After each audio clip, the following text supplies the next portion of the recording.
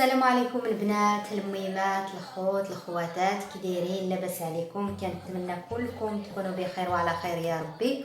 ومرحبا بكم في قناتي انوار. اليوم كيف ما كتشوفوا البنات غنشارك معكم العجينه ديال البيتزا ولا لاباط البيتزا اللي كنحتاجو في سيدنا رمضان ان شاء الله على ابواب. بواحد الطريقه كتجي زوينه البنات، كتجي هشيشه كتذوب في الفم. عندي في المقادير كيلو ديال الدقيق الفورس مغربل، ما يعادل 4 جبابن. اللي ما عندهاش الميزان تعبر بالجبانيه. 4 جبابن. عندي 2 جبابن ديال الدقيق الكامل ولا الدقيق اللي قمح بالخاله، غربلته مزيان على هاد الشكل البنات، على بحال الفينو. اللي ما بغاتش دير هاد القمح الكامل دير دقيقه عفوا القمح الفينو. 2 جبابن ما يعادل 400 غرام. عندي معلقه صغيره ديال العسل، كاس ديال زيت الزيتون، عندي معلقه كبيره ديال خميره الخبز ولا الخميره الفوريه، راس معلقه صغيره ديال الخرقوم بلدي، راس معلقه صغيره ديال السكنجبير، الملح على حسب الذوق، وراس معلقه صغيره ديال الثومه غبره. وعندي الزعتر كيبقى على حسب النسمه ديال كل وحده، والماء دافي. غنخلط هاد النواشف هما الاولين. جربوا هاد البيتزا البنات، كتجي رائعه، كتجي زوينه.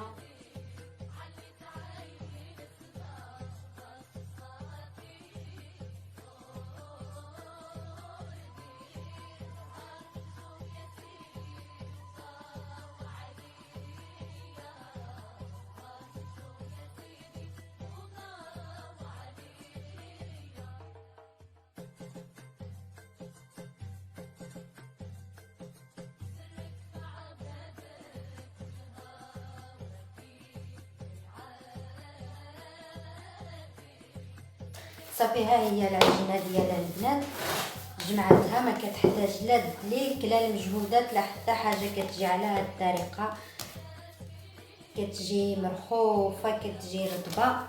غنردها هاد الجبانيه صافي، وغنغطيها بالسلوفان حتى يضعف الحجم ديالها ولا تخمر، ونرجع معكم.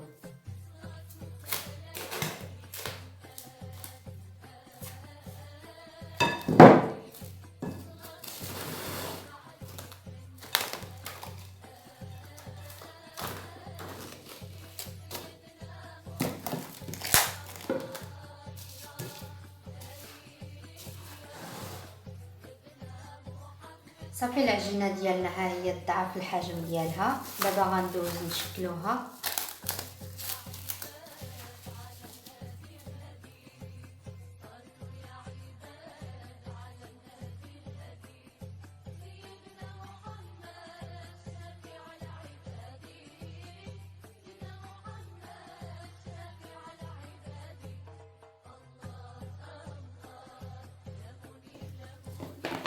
صافي على هاد السمك دابا.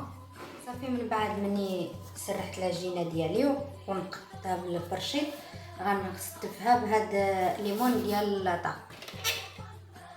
دهنتهم شويه ديال الزبده ورشيت ليهم الفينو. دابا غنبقى نقاد في هذا، كيجيو الشكل ديالهم كيجيو زوينين. غنقطع بهاد المرشم.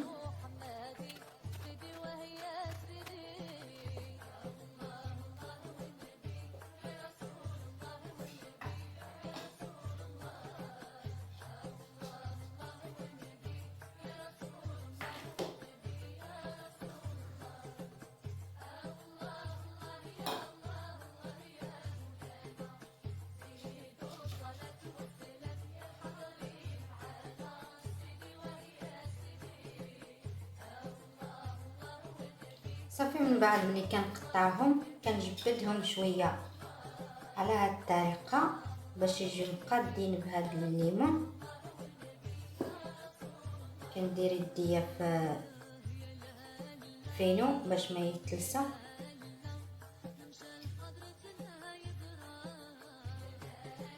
كنقدهم على هذا الشكل. من بعد ملي غنساليهم بهذه الطريقه كاملين مازال غنقبهم بها في الوسط.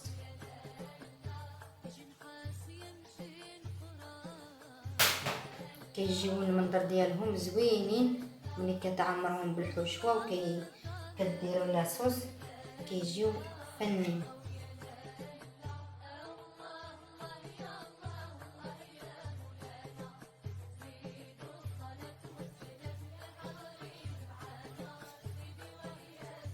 صافي غنبقى مستمره بنفس الطريقه.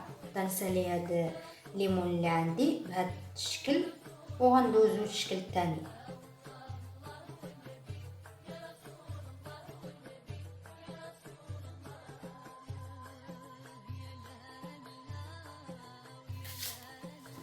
صافي هاد العجينه كنجمعها بحال هكا البنات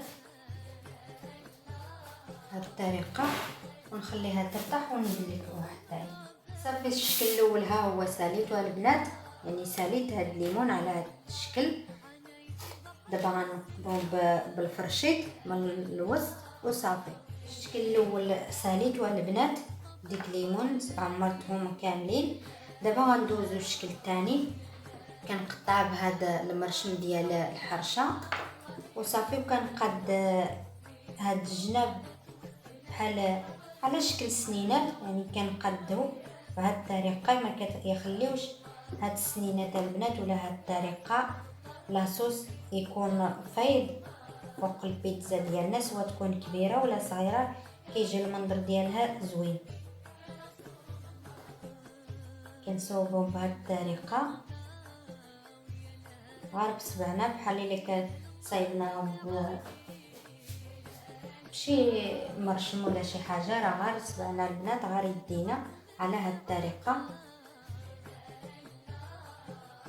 يعني واحد كنور كبير وواحد كنهز. ندير شويه ديال الفينو بهاد الطريقه. ساهلين وكيجيو المنظر ديالهم زوين. كتبقى كيبقاو هاد السنينات ولا هاد الحاشيه كتبقى هكا بيضه ما كيوصلهاش لاصوص وكتعطيه المنظر زوين البيتزا ديالنا، سواء تكون كبيره ولا صغيره.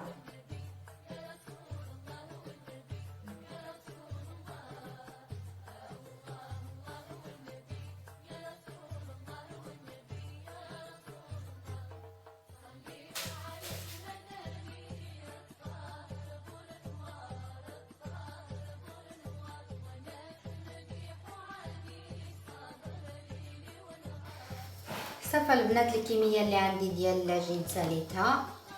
هادو اللي درت على شكل ليكيش ولا على شكل لاطا غنقبهم هكا بالفرشيط على هاد الطريقه. الفران راه شعلته من قبل باش يسخن مزيان مزيان باش غير ندخل هاد العجينه ولا هاد الفار صافي وغير يتجمعوا يشد فراسهم وغنخرجوا هذا الشكل. ها هو والشكل الثاني اللي شاركت معكم حتى هو على هذا الشكل كيجي زوين. صافي دابا غندخلهم الفران غير يتجمعوا شي شويه ونرجع معكم.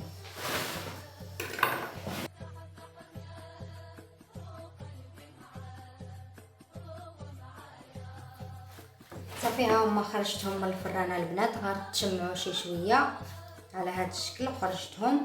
الشكل الثاني ها هو كيجيو على هذا الشكل كيجيو زوينين. غنشارك معكم شي وحدين باش تشوفوا الشكل ديالهم كيفاش كيجي وها نتوما معايا. صافي دابا غنشارك معكم البنات شي وحدين باش نعمرهم. ها هو عندي لاصوص اللي شاركت معكم بالنسبه للبنات جداد، راه حطيت الفيديو ديالو في القناه.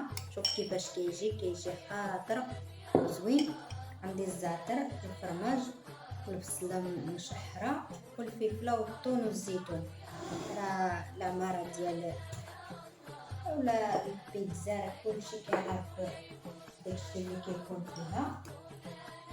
صافي غنبداو بهادو.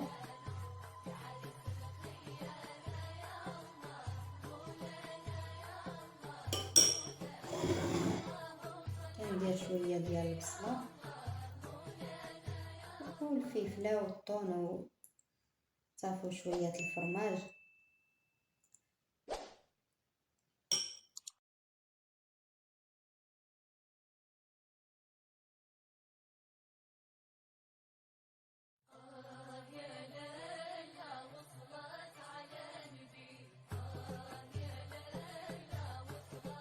هذه هي الوصفه اللي شاركت معكم اليوم البنات، البيتزا اللي كيحب الكبير والصغير، ما كاين اللي ما كيبغيش البيتزا. كتجي زوينه وكتجي هشيشه، وشاركتها معكم بجوج طرق، كل وحده غدير الطريقه اللي عجبتها والطريقه اللي بغات. كتجي زوينه. كنتمنى يعجبكم هذا الفيديو. الى عجبكم بارطاجيو الاحباب واصدقاء، وما تنساونيش من لايكاتكم وتشجيعاتكم والكومونتيرات الزوينين ديالكم. وكنقول لكم شكرا لكم بزاف على المتابعه. نتلاقاو في فيديو جديد والوصفه جديده ان شاء الله باذن الله.